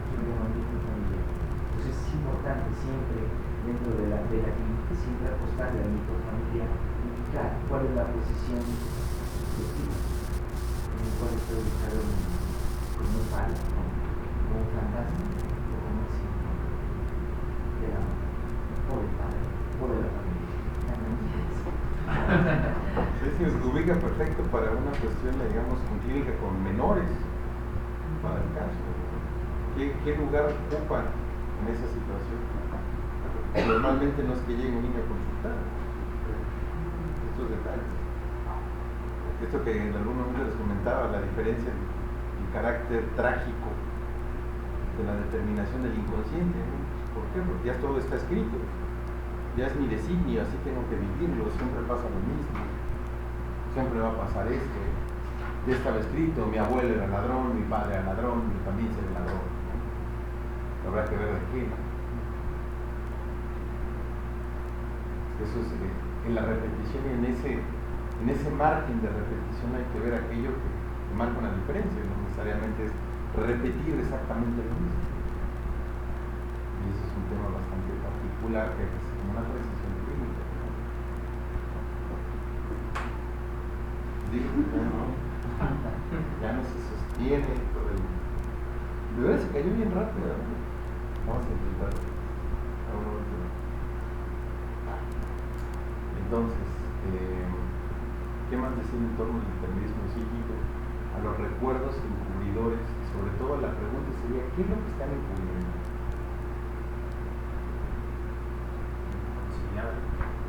Inconciliable de aquella representación que está en el inconsciente. Entonces, si hablamos de eso, es la muestra más clara que tenemos hoy en día, y yo les digo más clara, es para utilizar el término freudiano de hipernítido. ¿Qué quiere decir eso? Si lo ha llevado como una potencial lectura de la alucinación, imagínense nada más. Esto quiere decir que la persona lo toma como un hecho de realidad tal cual. Es algo vívido. Por eso su carácter particular, así como les digo, platicaban mis casos, pero pueden pensar ustedes. Esa escena de que no saben si pasó, no pasó, no saben si lo soñaron, pero que lo tienen ahí. Piensen en su primer recuerdo, piensen en algún recuerdo que sienten así como raro, ¿no? Que les genere esta sensación. Si ustedes tienen una característica muy particular, es un vívido. Posiblemente ni siquiera ocurrió, pero ahí está. Y sobre esa se hace toda una determinación, no solamente de un presente, sino de una potencial actual futuro. Esto, por ejemplo, en otro tipo de enfoque, por ejemplo, la terapia cognitivo-conductual, lo ha llamado la fantasía autocumplidora, autorrealizadora. O sea, va a pasar esto, va a pasar esto, va a pasar esto, pasa, ¿ves? Te dije que iba a pasar. Me van a reprobar, ya no hago nada, me van a reprobar, ¿viste? Me reprobaron. Tan. Es la mayor vuelta, por decir, todo eso es una condición. ¿Cómo se actuó frente a aquello que tenía el carácter de una condición? Entonces, regresando al caso, ¿por qué esto queda, insisto, una cuestión hipernítida? ¿Por qué? Porque es lo que permite hablar para hacer este camino de aquí para acá, lo que necesitamos es otra cosa. ¿Y qué es lo que necesitamos? Básicamente una formación de compromiso, un puente. Y en ese puente, pues básicamente es el sentido de compromiso, es algo que puede acceder a la conciencia. Por eso su carácter impermitido, porque la conciencia, digamos, sí lo valida. Para seguir con el ejemplo de la migra, sería como la green card. Una vez que la tienes, entonces ya puedes acceder a él. Obviamente no es esto lo que va a acceder aquí. No es. Lo que estamos diciendo es que para que esto acceda aquí, debe de pasar por una red asociativa. Y eso que nos mostró la defensa, la represión y obviamente la resistencia. Lo que nos mostró la resistencia es que hay puentes asociativos. Y también lo que nos mostró es que si esos puentes asociativos están entre uno y otro lugar, hay que ver cómo se tienden. Por eso es que entonces ya podremos ver en la interpretación de los sueños, capítulo 7, en el inciso B, cuando habla sobre la regresión. Ahí se establece la primera tópica, y la primera tópica queda claro que al hablar de topos, del lugar, ya vemos que hay una cosa que no necesariamente va a ser igual. Hay un periodo de reinscripción en todo caso. Y la represión será esa forma como es reinscrito. ¿Sí? Si hablamos entonces de la regresión, ahí entraría la resignificación. Es que hay que, cuando lo mencionaba así fue muy rápido, solamente para ubicarlo. Pero la regresión le está planteando no una regresión temporal, sino una regresión tópica. Porque estaba tratando de dar cuenta de los sueños. Y la regresión tópica es básicamente aquello que cuando ya tenemos, voy a poner aquí, ya me estoy adelantando y estoy spoileando lo que viene. Válgase el spoiler. ¿Sí? Percepción y motilidad. ¿Sí? El esquema del arco reflejo, estímulo, respuesta, si lo quieren ver desde otro lugar. Y cómo se van generando inscripciones al respecto, ¿no? Desde el inconsciente, preconsciente y cómo le viene a la conciencia. ¿Sí? Pero ¿qué pasa? Cuando la motilidad queda cancelada por la vía del sueño, entonces se da una especie de cierre psíquico. Por eso dice que el sueño es un acto psíquico de pleno derecho. Por eso entonces todo lo que se percibe por la conciencia está pegado a la percepción y está más cerca del contenido del inconsciente. Por eso hay un carácter alucinatorio, particularmente la presentación de los sueños. Se viven y de esa forma muestra un carácter, pues digamos, fuera de todo tipo de defensa, o al menos no arreglado por la censura. ¿Qué pasa cuando la persona despierta? Entonces se vuelve a abrir el canal y por eso se tiende más fácil al olvido. Esta sería la regresión tópica. No es una regresión en el sentido histórico, por decirlo de otra manera. Por eso se plantea la primera tópica y los efectos de regresión. Entonces, la resignificación sí tendría que ver más con una eventualidad más especial. Pues mira, tiene más o menos que ver con aquello que nombramos, que todavía ahí es más temporal, ¿sí? Con aquello que lo veíamos con las palabras, con la frase, con tener la última palabra, ¿sí? Con esto que tenía un efecto retroactivo y que nos hacía pensar que no necesariamente nosotros tratamos de acordar, o sea, no se trata de recordar. Ya desde ahí teníamos la cuestión, que hablábamos de la reminiscencia. La reminiscencia tomado como un recuerdo en acto, como el actuar un recuerdo, por decirlo de otra forma. Entonces ya no nada más nos ponen un esquema de ya me acordé qué pasó y por eso entonces me puedo liberar el monto de afecto de tal representación. No era así, sino básicamente se trata de encontrar otra vía, y esa vía pues se tomaba desde un esquema, digamos, actual. Por eso entonces no se trata de cambiar el pasado o hablar de cómo fue uno de chico, sino básicamente pues darle un sentido desde el presente.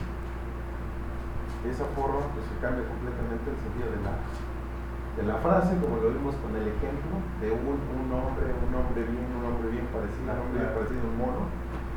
¿Sí? Como la última palabra le cambia el sentido a todo lo anterior, como básicamente ese tipo de efectos retroactivos se puede ver. Por eso no se trata simplemente de acordarse, sino de que el puente asociativo esté establecido de una forma pues, diferente hacia la conciencia y podamos dar cuenta de cuál fue la formación de compromiso. Así como lo mismo en la desmemoria, que puede ser Botticelli, Voltrafio, Herzinio, etcétera de cosas, aquí hay que ver cuál es la formación de compromiso que se permite establecer a la conciencia. Básicamente sería el recuerdo encubridor en su sentido hipernítido, para ver si de verdad ocurrió eso o qué fue lo que ocurrió. Pongo un caso, digamos que ahorita no tiene mucho que ver, estoy adelantando bastante, el caso del hombre de los lobos, donde es un paciente que Freud le atribuye el haber sido testigo de la llamada escena originaria, los padres, el coito de los padres, el comercio sexual de los padres, para ser más freudiano. Entonces, pues básicamente lo que ocurre aquí es que pues es algo que se ha construido, pero que no podemos dar cuenta si pasa o no pasa. Por eso lo menciono en Construcciones en Análisis, en este texto, que es 2 años previos a la muerte de Freud. ¿Por qué? Porque entonces eso se establece como una potencial escena, pero que no necesariamente podemos dar cuenta si pasa o no pasa. Pero que eso le permite dar todo un sentido, por lo menos el tratamiento clínico del caso. Ahí ya tenemos otra posibilidad. Digamos, todo esto está estableciéndose, evidentemente. Estamos hablando de, les digo, antes de 1900. Les digo, la intencionalidad de este módulo, al menos para mí, siempre fue desde el principio, ¿saben qué? Si estamos hablando del recorrido preanalítico, y se ha establecido en 1900 interpretación de los sueños como el sufrimiento del psicoanálisis, vean todo lo que había al principio para que se pueda establecer muchas preguntas posteriores. Es decir, la transferencia, es el carácter de alivio de la palabra, la abstinencia, las formaciones de compromiso, el recurso de lo preconsciente, qué es este devenir consciente, cómo se da la emergencia de la primera tópica, el ejercicio hipernítido del recuerdo encubridor para entender la fantasía, para entender el carácter propio de los sueños en su sentido de interpretación, muchas cosas. Por eso es que pues de repente parece ser que teníamos un Freud extremadamente clínico, enfocado a la clínica de la histeria, y de repente saltan los sueños. O sea, ahora lo que llegamos es al efecto contrario, porque normalmente tenemos a Freud de los sueños interpretando las cuestiones más arcaicas de la conciencia, de las profundidades de la mente humana, así como se quiere comentar. Pero por otro lado lo que vemos es, parece ser lo contrario, ¿no? O sea, ¿cómo fue que de la clínica, que de hablar en términos médicos, que fue neurólogo, preocupándose con los límites de la neurología del siglo XIX y buscando otros esquemas para el caso del psiquismo y su carácter de lo anímico, de lo representacional, como fenómeno de Franca en otra cosa? Y lo que vemos es que ahora los sueños tienen la característica del síntoma histérico. ¿Sí? Si ustedes pueden establecer cómo el síntoma histérico, o mejor dicho, el sueño, tiene la característica similar al síndrome histérico, entonces, pues digamos, ya me puedo dar por bien servido para los encuentros que tuvimos. O sea, básicamente decir, por eso es que se está investigando este tipo de fenómenos. Por eso es que se está dando cuenta de cuestiones que van más allá de la conciencia, más allá de la voluntad, esto que se presentó, insisto, como voluntad contraria. Esto que permite decir que la persona se quiere curar y no puede curarse, quiere recordar y no puede recordar, quiere asociar o quiere hablar y no puede hablar. ¿Por qué no lo puede hacer? ¿Y por qué se presentan cuestiones bastante particulares como el tener olvidos, el de repente soñar algo y que se vaya de su memoria, etcétera, de cosas? De la infancia incluso va a tener un rol protagónico interesante. ¿Por qué? Porque a partir de ahora, digamos, ¿no será que todo esto se tejió ahí?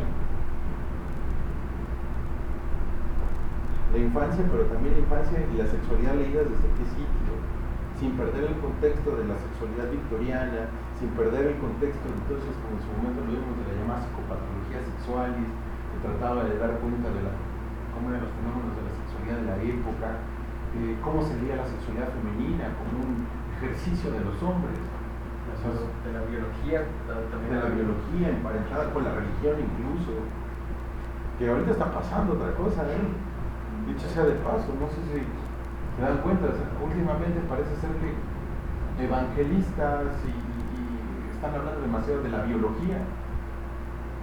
Por ejemplo, ahorita con todas estas marchas que ha habido en torno al orgullo, LGBT y todo este asunto, salen diciendo, es que ya lo dijo la ciencia. Son pastores hablando de la ciencia y dices, ah, caray, ¿no? O sea, para que vean que en algún momento, particularmente en el siglo XIX se ocurrió mucho, había un matrimonio interesante entre la biología y la religión. Se rompió con Darwin, pero que no ha dejado de tener sus efectos, su retorno de lo reprimido. Llama la atención ese caso. ¿Qué más decir de los recuerdos encubridores? Digamos, para ya ir cerrando este asunto. Algo que les haya llamado la atención.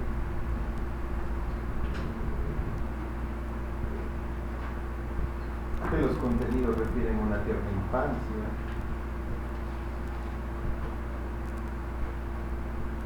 Sobre todo lo que él va a mencionar aquí, dos cuestiones, porque sé que lo van a ver en la interpretación de los sueños, el carácter de desplazamiento de lo que va a llamar el acento psíquico. ¿Qué quiere decir de la conciencia?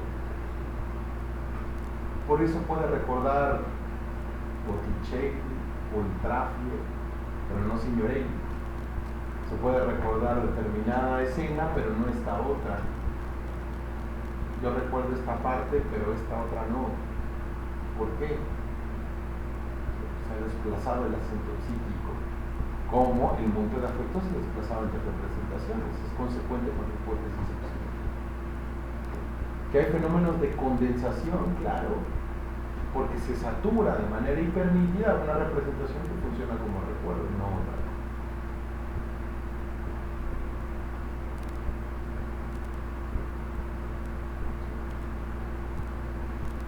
Sigo sin acordarme del literato francés que busca del México, Proust. Ahí está. Ahora no me acuerdo cómo es su primer nombre, según yo es Marcel Proust. Pero antes me decían Marcel Duchamp, no tiene nada.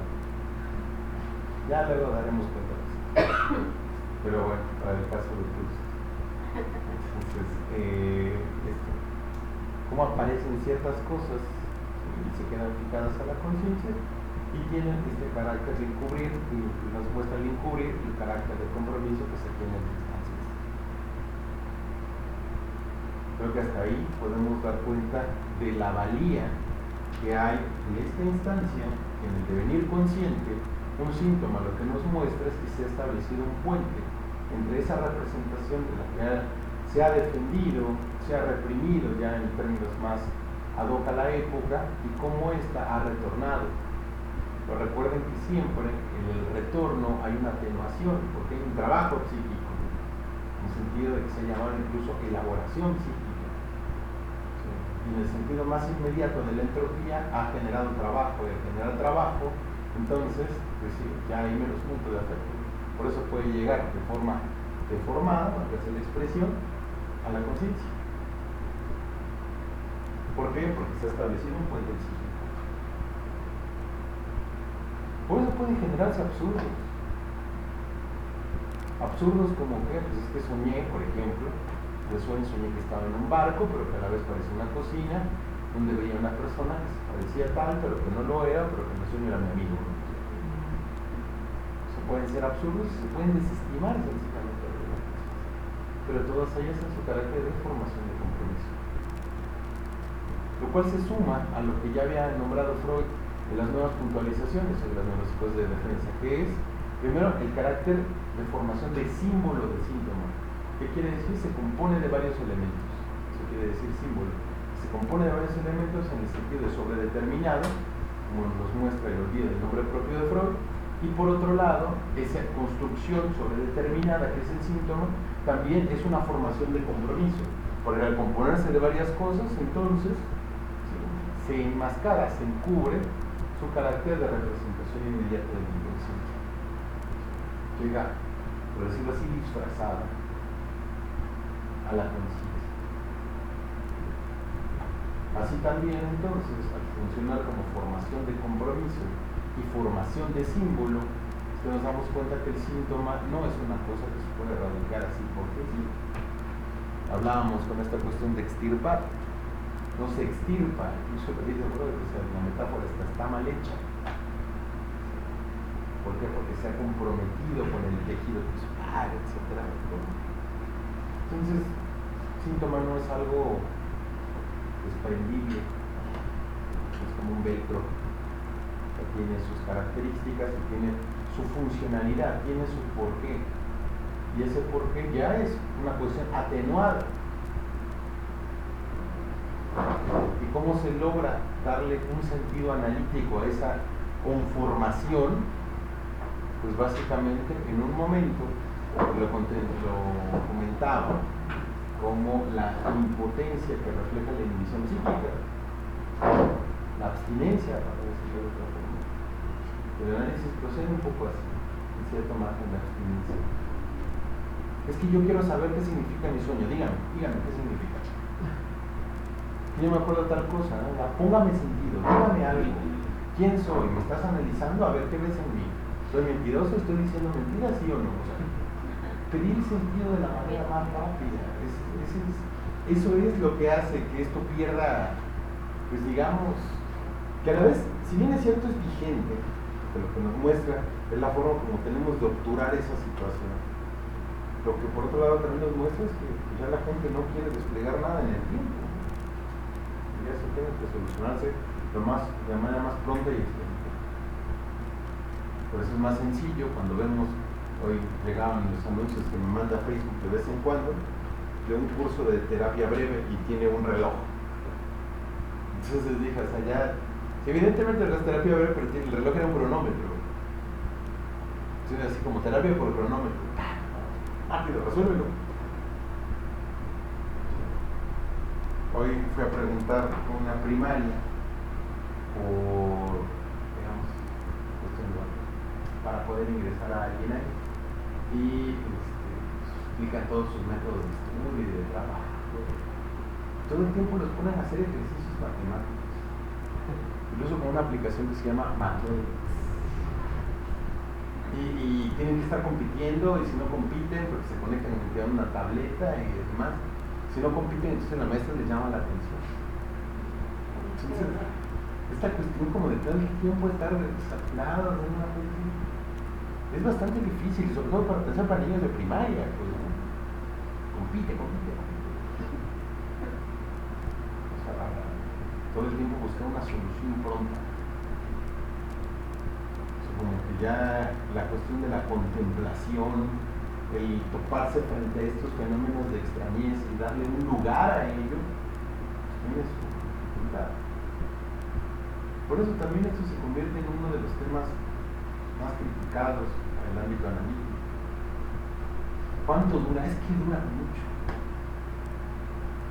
Pero más allá de que esto, pues sí hay veces que no hay que dejar de lado. Y es una crítica que pues, vino de alguien muy raro, no hubiera esperado que viniera esta crítica, pero pues, sí. Lo dice él, Eric Fromm, es una crítica, dice el pacto tácito entre el paciente y el analista, como mencionan esos términos, en los cuales el paciente le habla de términos que parecen importarle al analista y el analista hace que todos los términos son importantes. ¿Sí? Entonces se da un pacto tácito donde pues, nadie dice nada. Yo hablo, tú escuchas y hacemos que esto es un análisis, ¿no? O sea, nadie interviene, entonces tenemos este pacto tácito. Pero bueno, esto sí es una crítica interesante, sobre todo para esta posición en exceso pasiva. Pero por otro lado, pues cabe preguntarse hasta qué punto no es excepcionalista. Así que pues esa sería la cuestión del plantear una pregunta sobre la actualidad del tratamiento para verlo en este recorrido. No, ya veo, pues ya te voy a hacer la debida entrega de la posta. Entonces, hasta ahí era la cuestión, mencionar esto que se va a desarrollar por lo menos de aquí a 5 años, será la interpretación de los sueños. En realidad se iba a Kierkegaard en 1899, que es el último texto en el que estamos, para que vean cómo no nada más se trata de los sueños, sino de la memoria, la huella anémica, todos estos temas que han aparecido, cómo el sueño ya cobra otra relevancia, no nada más como un fenómeno enigmático, cómo por otro lado tendrá la psicopatología de la vida cotidiana en el sentido del olvido, de la memoria, etcétera, de los actos fallidos, de cuando la conciencia no acompaña necesariamente, el chiste y su relación con el inconsciente, los fenómenos de humor, cómo llegará la misma sexualidad infantil a cambiar un poquito la situación. Entonces ya desde aquí son fenómenos ya más asociados al psicoanálisis, pero antes de ello sería importante que viéramos qué es esto de grupo psíquico separado, de la defensa, de la voluntad contraria, de la expectativa y el designio, y todos estos fenómenos que hemos encontrado de la defensa, lo reprimido, la resistencia, el olvido para el caso, y pues podamos dar cuenta de que es eso que se llama determinismo psíquico, sin dejar de lado el primer texto que abordamos, donde por un lado parece estar lo llamado somático, otro lo llamado psíquico y otro la cuestión de lo anímico, como un fenómeno intermedio. No olviden esa parte. ¿Por qué? Pues porque ahí se va a configurar otro concepto, va a tardar un poquito de años en aparecer hasta 1905, que es el concepto de pulsión, para darle un sentido nuevo a lo que será la sexualidad. ¿Por qué? Porque se ha entendido como límite entre lo psíquico y lo somático. Ahí se verá otra vez el retorno del cuerpo, de qué cuerpo, para que ustedes recuerden esto que vimos en la clínica de Cristian. Pues eso más o menos ha sido el recorrido. Si ustedes tuvieran alguna duda o algo así, creo que sí les puse mis datos. Para cualquier cosa, estaré en contacto. Y pues ya por mi parte sería eso. Agradecerles por su atención. Yo ahora sí les di a todos, creo que sí no me dio tanto. Nos respetamos de más. Pero gracias por venir. Pues la verdad, sí les agradezco porque yo sí disfruté mucho venir para acá. Fue como estar reelaborando los textos, la misma dinámica, no nada más era comentarlos, sino leyéndolos junto con ustedes y volviéndoles a hacer preguntas al texto. Como les decía, no son preguntas que ya tuviera elaboradas, sino que de repente iban siguiendo ahí. Porque me parece que es una forma pues, bastante buena de darle cierta animosidad a la texto. Entonces, pues gracias. Y no sé si quieres decir algo, Alejandro, de quién más que viene, por dónde. Bueno, Alejandro Morales, colega de la UAC y también de la Central de Servicio de la Comunidad de CISECO. Ya ven que les platiqué un poquito de CISECO y demás. Entonces, también por eso les comento. Y eso, entonces ya estaremos, quizá por ahí del cuarto módulo, pues ya estaremos platicando qué teoría nos tenemos que encontrar cada tanto. Y pues, gracias.